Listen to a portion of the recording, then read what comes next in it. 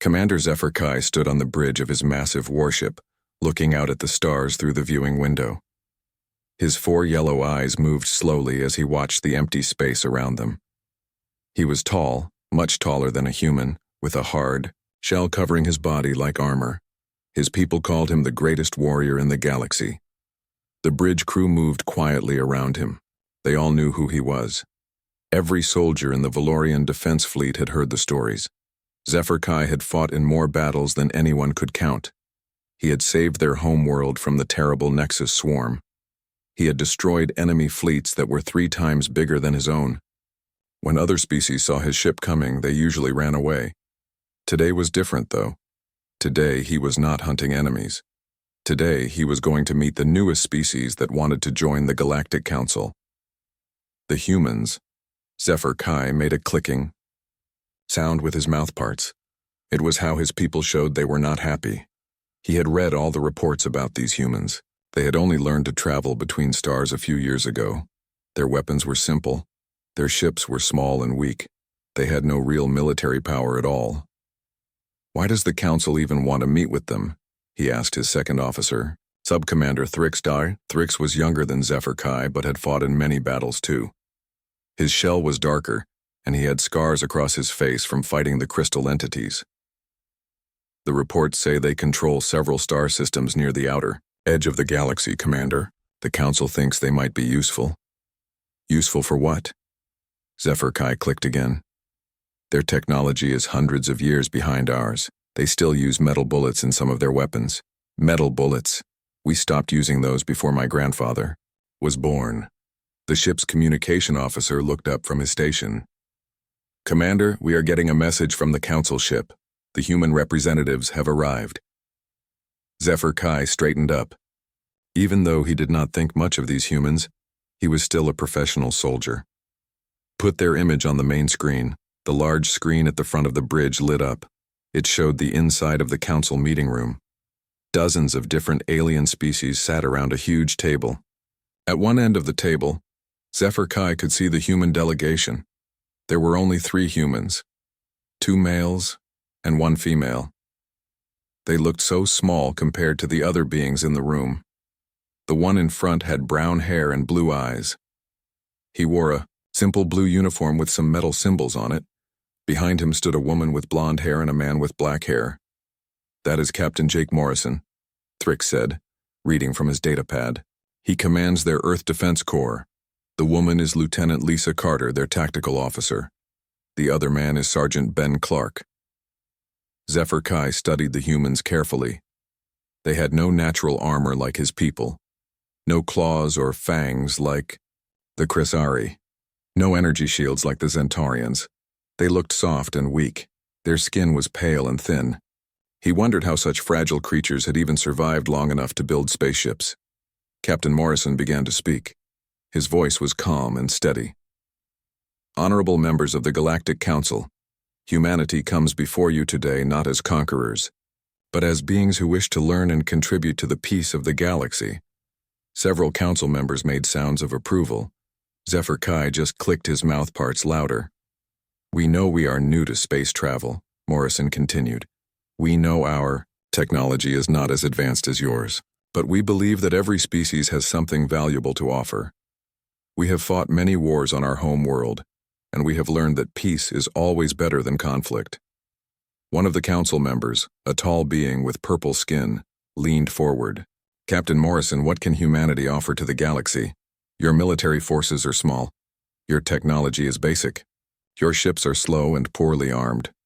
Morrison did not look upset by the question. We offer our determination, Counselor. We offer our willingness to learn, and we offer our promise to stand with you against any threat that might come. Zephyr Kai almost laughed out loud. These humans thought they could help defend the galaxy with their tiny ships and simple weapons. It was like a child saying they could help fight a dragon. The meeting continued for another hour. The humans answered questions about their society, their government, and their military. They were polite and respectful, but Zephyr Kai could see that most of the council members were not impressed. Finally, the head of the council, an ancient being called the Prime Speaker, stood up. We will consider your request, Captain Morrison. The Council will vote in 3 days. After the communication ended, Zephyr Kai called a meeting with his senior officers. They gathered in the war room, a place where they had planned hundreds of successful battles. "What do you think of these humans?" he asked them. Commander Vex, who controlled the ship's weapons, spoke first.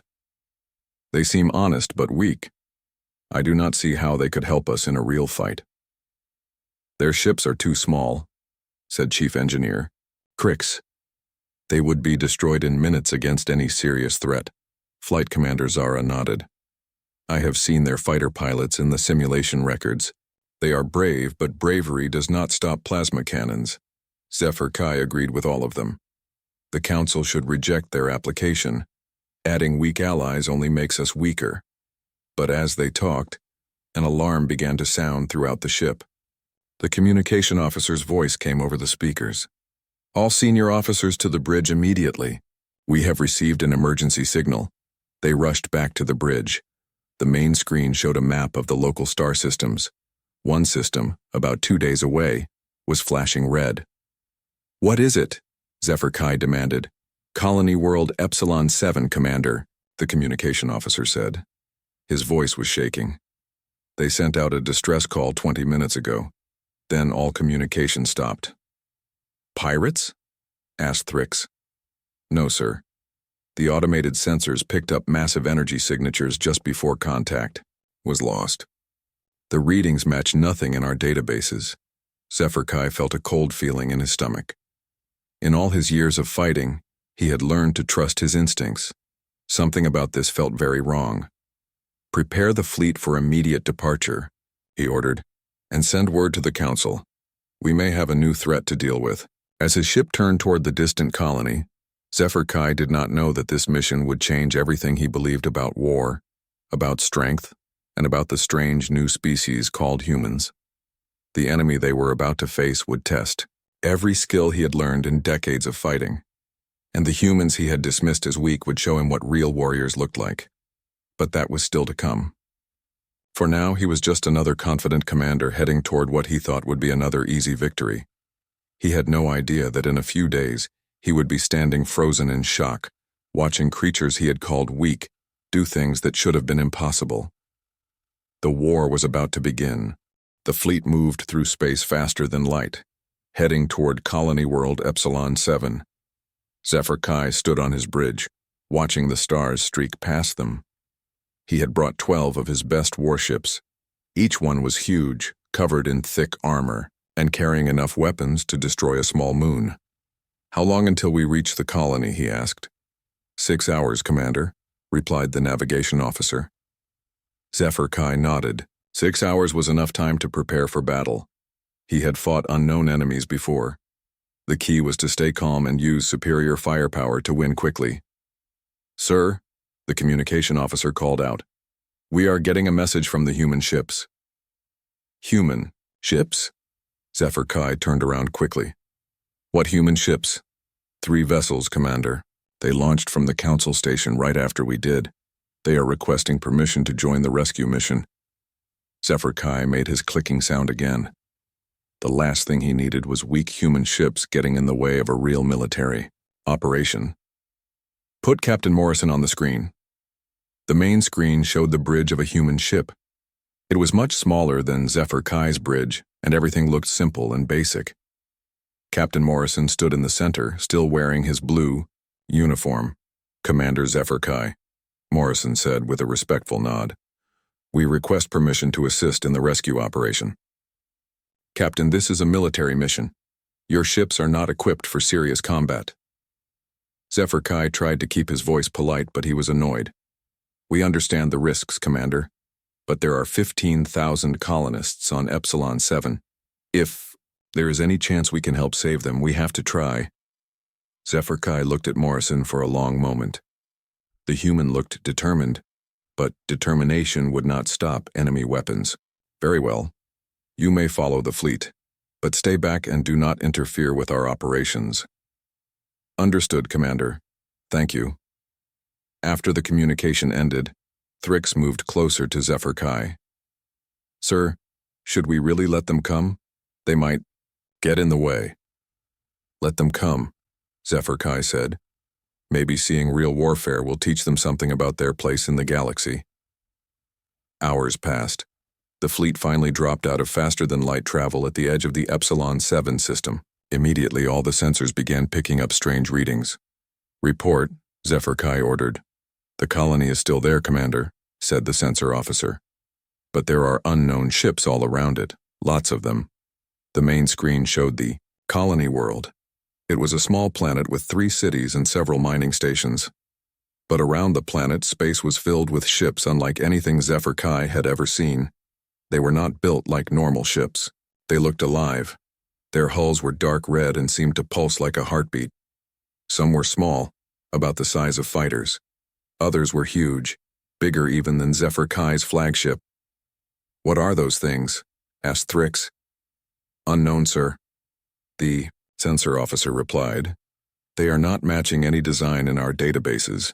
And Commander, they are not using normal engines. The energy readings suggest they are biological. Biological ships. Zephyr Kai had heard stories about such things but had never seen them himself. Some species in the far parts of the galaxy were said to grow their ships instead of building them. How many? He asked. Counting now, sir. At least 200 small vessels and 12 large ones. Zephyr Kai felt confident. His 12 ships were powerful and well armed. 200 small enemies were nothing to worry about. All ships, prepare for battle. We will move in formation and destroy the enemy vessels systematically. The Valorian fleet moved forward in perfect order. Zephyr Kai had used this formation many times before. His ships spread out in a line, each one supporting the others. Their weapons charged and ready. The enemy ships noticed them coming. The small red vessels began to move, but not in any formation Zephyr Kai recognized. They seemed to swirl around randomly, like insects flying around a light. Weapons range in 30 seconds, Commander, reported the weapons officer.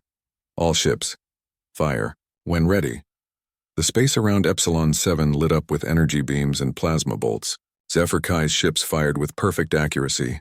The first wave of shots destroyed dozens of the small enemy vessels. They exploded in flashes of red light. Direct hits, sir. Enemy casualties are heavy. Zephyr Kai allowed himself a small feeling of satisfaction. This was going to be easier than he had thought. But then something strange happened. The remaining enemy ships did not run away or try to retreat. Instead, they seemed to learn from what had just happened. They began moving differently, avoiding the places where the plasma bolts had hit their friends. Sir, the sensor officer called out. The large enemy vessels are moving. The 12 huge biological ships that had been floating near the planet suddenly came to life. They moved much faster than something that size should be able to move. And as they moved, they began to change shape. What are they doing? Thrix asked. Before anyone could answer, the large ships began to fire. But they did not use energy weapons or plasma cannons. Instead, they shot living things. Creatures that looked like large insects came flying out of the big ships, heading straight for the Valorian fleet. Evasive maneuvers, Zephyr Kai ordered. Shoot down those creatures. His ships began firing at the incoming swarm. But there were too many of them. The creatures were small and fast, and they seemed to know exactly where to go to avoid the weapons' fire.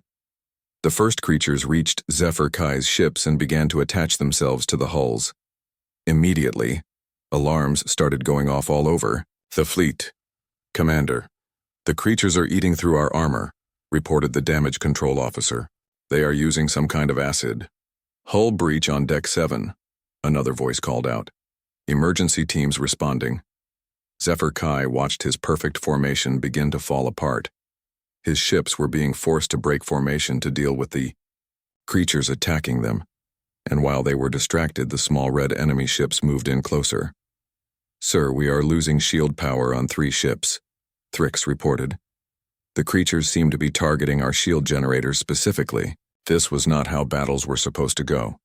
Zephyr Kai had studied warfare for decades. Enemies were supposed to use predictable tactics. They were supposed to fight in formations and use weapons that could be defended against. All ships, fall. Back to defensive positions, he ordered. Focus fire on the large enemy vessels. But as his fleet tried to regroup, the enemy adapted again. The large biological ships began to pulse with bright light, and suddenly more creatures poured out of them. Not just the small acid-spitting ones, but larger creatures that seemed to be carrying weapons.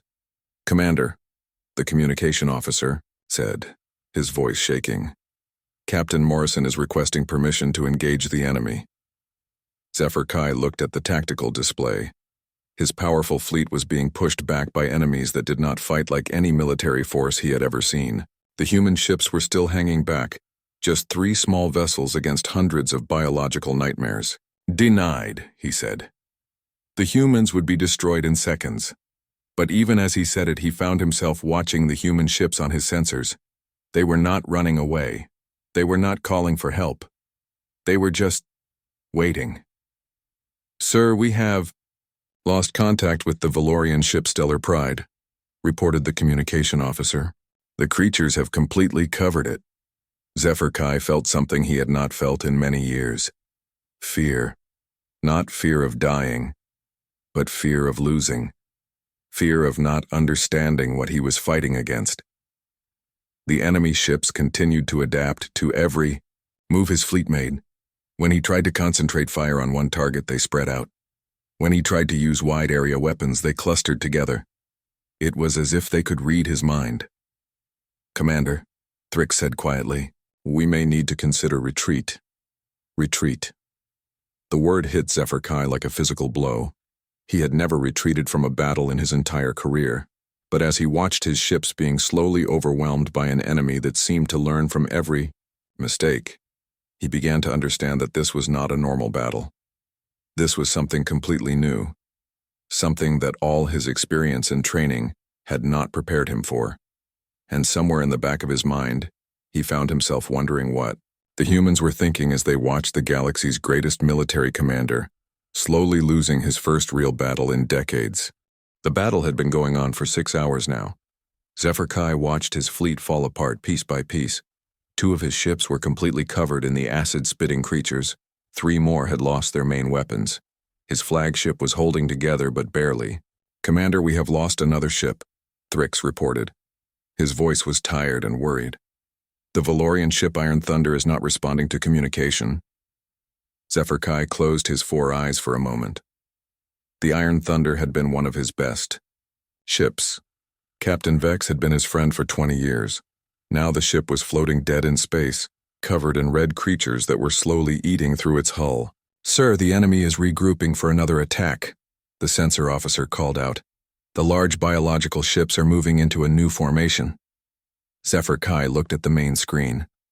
The 12 huge enemy ships were arranging themselves in a circle around his remaining fleet. He had never seen this tactic before, but he could guess what was coming. They were going to attack from all sides at once. "All ships, prepare for full defensive positions," he ordered. But even as he said it, he knew it would not be enough. His ships were damaged, and his crews were exhausted. "Commander," the communication officer said suddenly, "Captain Morrison is requesting permission to speak with you." "Not now," Zephyr Kai replied. He did not have time to talk to the human captain. He needed to figure out how to save what was left of his fleet. "Sir, he says it is urgent. He says he has an idea." Zephyr Kai almost laughed. An idea? What could a human with primitive technology possibly suggest that his advanced tactical computers had not already considered? But then he looked at the tactical display again. His advanced technology was losing. His sophisticated battle plans were failing. Maybe it was time to listen to someone else. "Put him on screen." Captain Morrison appeared on the main screen. His uniform was wrinkled and he looked tired, but his blue eyes were calm and focused. "Commander, my tactical officer has been studying the enemy ships for the past 6 hours. We think we know how they work." "Explain quickly, Captain." "Lieutenant." Lisa Carter stepped forward on the human bridge. "Commander, these ships are not just biological. They are like a giant living creature with many parts. The small ships are like the hands and feet. The large ships are like the brain and heart." Zephyr Kai clicked his mouth parts impatiently. "We already know they are biological, Lieutenant." "Yes, sir, but that is not the important part. The important part is how they communicate with each other. We have been watching their movement patterns. They use some kind of nerve signals to coordinate their attacks. Morrison took over. Commander, your ships have been fighting each enemy vessel as a separate target. But they are not separate. They are all parts of one big creature. That is why they keep adapting to your tactics. What are you suggesting? Zephyr Kai asked. We need to cut the nerve connections, Carter said. If we can disrupt their communication system, they will not be able to coordinate anymore. Zephyr Kai studied the young human woman. She looked so small and fragile, but there was something in her eyes that reminded him of his best tactical officers. How do you propose to do this? The large ships have clusters of organic nodes on their undersides, Morrison explained. Our sensors show they pulse with energy every time the enemy ships change formation.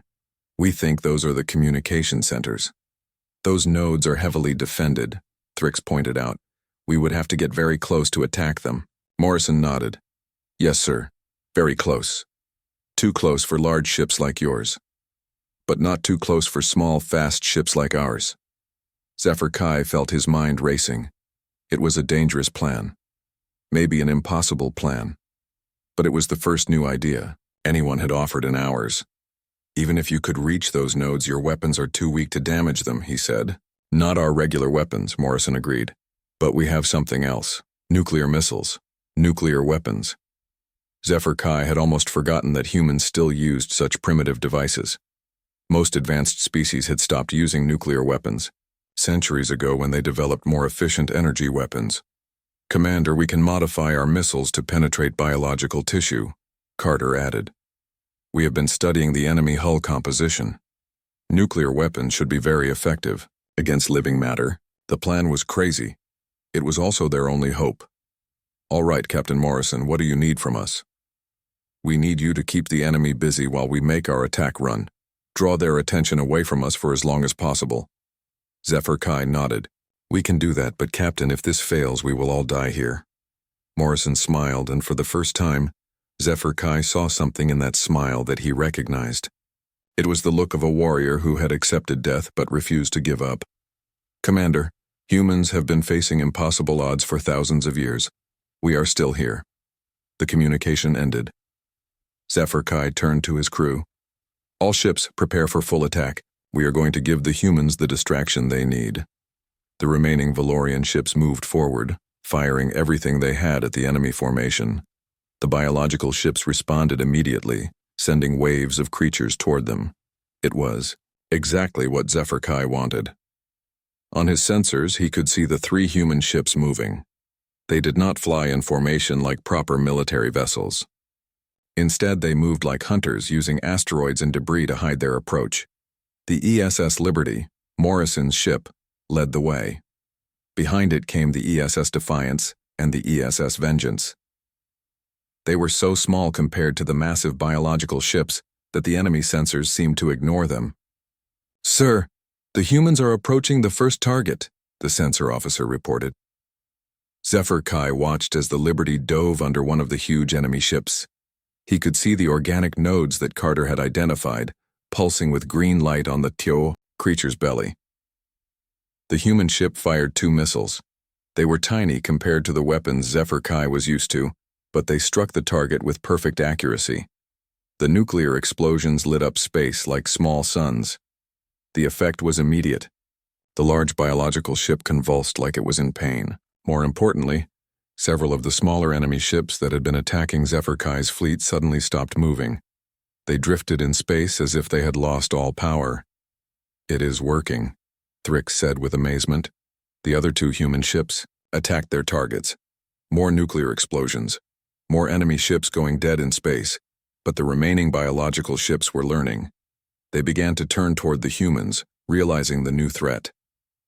The humans are in trouble, the sensor officer reported. Multiple enemy ships are converging on their position. Zephyr Kai could see it happening. The humans had damaged 3 of the large enemy ships, but there were still 9 left. And now those 9 were all focused on destroying the small human vessels. The Liberty was surrounded by red enemy ships. Its hull was taking damage from acid attacks. The Defiance was trying to reach another target, but creatures were swarming around it. All ships, move to support the humans, Zephyr Kai ordered. But they were too far away. The humans were on there. Oh, and that was when Zephyr Kai saw something that would stay with him for the rest of his life. Instead of running away or calling for help, the human ships did something he had never seen before. They began to sing. The communication channels filled with human voices all singing the same song. It was a battle song, something about fighting and never giving up. The words did not translate well, but the meaning was clear. The humans were not just fighting for their lives. They were not just following orders. They were fighting because they chose to fight. They were fighting because they believed in something. As they sang, they continued their attack. The Liberty, even with its hull breaching and its weapons overheating, managed to destroy 2 more communication nodes. The other ships followed, each one taking damage but never stopping. Zephyr Kai found himself unable to move.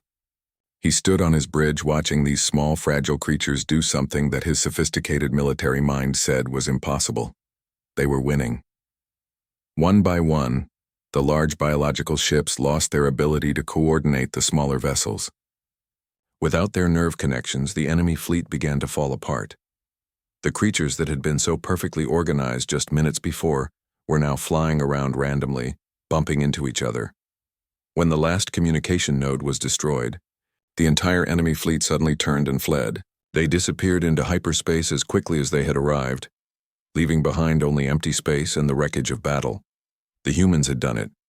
3 small ships with primitive weapons had defeated an enemy that his entire advanced fleet could not handle. Zephyr Kai stood frozen on his bridge, trying to understand what he had just witnessed. The silence on Zephyr Kai's bridge was complete. No one spoke. No one moved. Even the normal sounds of the ship's system seemed quieter than usual. Everyone was staring at the main screen, watching the empty space where the enemy fleet had been, just moments before. Zephyr Kai stood like a statue. His 4 eyes were fixed on the 3 small human ships that were slowly regrouping near the colony planet. The ESS Liberty was badly damaged, with holes in its hull and sparks coming from its engines. The other 2 ships were in better shape, but they all looked tiny and fragile against the backdrop of space. "Commander?" Thrix said quietly. "Sir, are you all right?" Zephyr Kai did not answer. He could not answer. His mind was trying to process what he had just witnessed, but it was like trying to understand a completely new language. For 30 years he had studied warfare. He had learned every tactic, every strategy, every principle of military science. He had built his reputation on being smarter than his enemies, on having better technology, on using superior firepower to win battles quickly and efficiently. But the humans had won this battle with none of those things. They had won with something he had never seen before. "Sir," the communication officer said, "Captain Morrison is asking if we need assistance." The question hit Zephyr Kai like a physical blow. The humans were asking if they needed help. The 3 damaged human ships were offering to help his fleet of massive warships, after they had just saved all of their lives. "Tell Captain Morrison, we are fine," Thrix said when Zephyr Kai did not respond. "Ask him to stand by for damage reports." Hours passed. The rescue ships arrived from the nearby star systems. The colonists on Epsilon 7 were evacuated safely. The damaged Valorian ships were towed back to base for repairs. Through it all, Zephyr Kai remained on his bridge, staring out at the stars. He thought about the battle over and over again. Every time his fleet had tried a new tactic, the enemy had adapted. Every time they had used their advanced weapons, the biological ships had found a way to counter them. His computer systems had run thousands of calculations, but none of them had found a solution. Then the humans had looked at the same problem and seen something completely different. They had not seen individual enemy ships to be destroyed. They had seen a living creature that could be hurt. Lieutenant Carter had recognized the nerve clusters because she had grown up hunting animals in the forests of her home world. She had brought knowledge from her childhood into a space battle. It was something no military academy would ever teach. "Commander," a voice said behind him, "you have a visitor." Zephyr Kai turned around. Captain Morrison was standing at the entrance to the bridge. He looked tired and his uniform was dirty, but he stood straight and respectful. "Captain," Zephyr Kai said. His voice sounded strange to his own ears. "Commander, I wanted to check on you and your crew. We know you took heavy damage during the battle. Zephyr Kai studied the human captain's face. There was no pride there, no arrogance, no sense of superiority. Morrison looked genuinely concerned about the Valorian crew's welfare. We will survive, Zephyr Kai said. Thanks to you. Morrison shook his head. We all fought together, Commander. That is what made the difference. No, Zephyr Kai said firmly. My fleet was losing. My tactics had failed. You saved us. For a moment, neither of them spoke. Then Morrison said, Commander, may I ask you something? Zephyr Kai nodded. What did you think of us before today? Of humans, I mean. The question was direct and honest. Morrison deserved an honest answer. I thought you were weak, Zephyr Kai said. I thought your technology was primitive and your military was useless. I thought you had nothing to offer the galaxy. Morrison smiled, but it was not an angry smile. And now? Zephyr Kai was quiet for a long time. When he finally spoke, his voice was barely above a whisper. Now I think I do not understand anything about warfare. Why do you say that? Because everything I learned, everything I believed about fighting and winning, proved wrong today. You used weapons we stopped using centuries ago. You flew ships that should have been destroyed in the first attack. You fought in ways that broke every rule of military science, and you won. Morrison sat down on a nearby chair. Commander, can I tell you something about humans? Zephyr Kai nodded. We are not the strongest species in the galaxy. We are not the smartest. We do not have the best technology. But we have something else. We have been fighting for survival since the day we first stood up on two legs. Morrison looked out at the stars through the viewing window. Our planet tried to kill us with ice ages and volcanic eruptions. Diseases killed millions of us. We fought wars against each other for thousands of years. Every generation of humans has faced something that should have destroyed us completely. But you survived, Zephyr Kai said. We did more than survive. We learned. Every time we faced something impossible, we found a way to beat it. Not because we were stronger or smarter, but because we refused to give up. Zephyr Kai thought about this. The enemy ships adapted to every tactic we used. But you adapted faster. That is what humans do, Commander. We adapt. When our environment changes, we change with it. When our enemies learn new tricks, we learn newer ones. We have been doing it for so long that it is part of who we are. Morrison stood up and walked to the viewing window.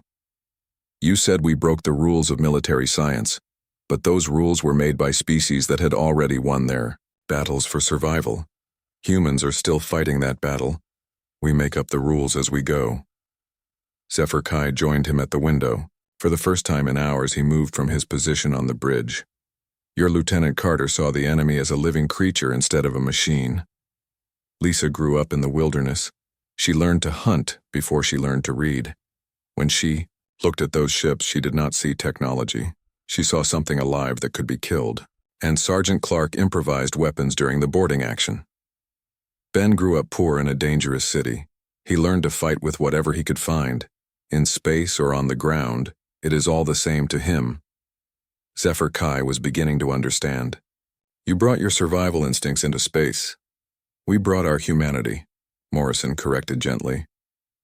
And maybe that is not such a primitive thing after all. They stood together in silence for a while, looking out at the stars. Finally, Zephyr Kai spoke again. Captain, I owe you an apology. I judged your species without understanding what you truly are. No apology needed, Commander. But I hope this means you will support our application to join the Galactic Council. Zephyr Kai turned to look at Morrison. Captain, after today, I think the galaxy needs humans more than humans need the galaxy. What do you mean? The enemy we fought today will return. They are not gone, just regrouping. When they come back, they will have learned from this battle. They will be harder to defeat. Morrison nodded. We know. Our scientists think they are some kind of hive mind species. They probably shared everything they learned here with the rest of their kind. Then we will need every advantage we can get. We will need beings who can think in ways that even our enemies cannot predict. We will need humans Zephyr Kai walked back to his command chair, but he did not sit down. Instead, he turned to face Morrison. "Captain, I have a request." "What is it, Commander?" "I want to transfer to your fleet. I want to learn how humans fight. I want to understand this adaptability you speak of." Morrison looked surprised. "Commander, you are the most respected military leader in Valorian space. Why would you want to serve with us?" "Because," Zephyr Kai said quietly, "I realized today that I have been fighting the wrong kind of war my entire life. I have been fighting to prove my superiority. You fought to protect something you cared about." He paused, trying to find the right words. "When your ships were surrounded and damaged, when any logical analysis said you should retreat, you began to sing. You were not just following orders or trying to win glory. You were fighting because you chose to fight." Morrison smiled. "That is what we call the human spirit, Commander." "Then I want to learn about this human spirit. I want to understand what it means to fight not just with weapons and tactics, but with the heart." 3 months later, Commander Zephyr Kai would be serving aboard the ESS Liberty as an exchange officer. He would learn to think like a human warrior, to adapt and improvise and never give up even when faced with impossible odds. And when the biological enemy returned, as they both knew it would, the galaxy would be ready with something new. A combination of advanced technology and primitive determination, of sophisticated planning and instinctive adaptation. The galaxy would be ready with the human way of war. But for now, Zephyr Kai stood on his bridge, no longer frozen with shock, but trembling, with a new understanding of what it truly meant to be a warrior. The humans had not just won a battle. They had shown him that strength did not come from having the best weapons or the perfect plan. Real strength came from refusing to surrender, no matter what the odds. Real strength came from the willingness to adapt, to change, to become something new when the old ways failed. Real strength came from fighting not because you had to, but because you chose to protect something worth defending. The legendary Valorian commander had finally learned what it meant to be truly strong.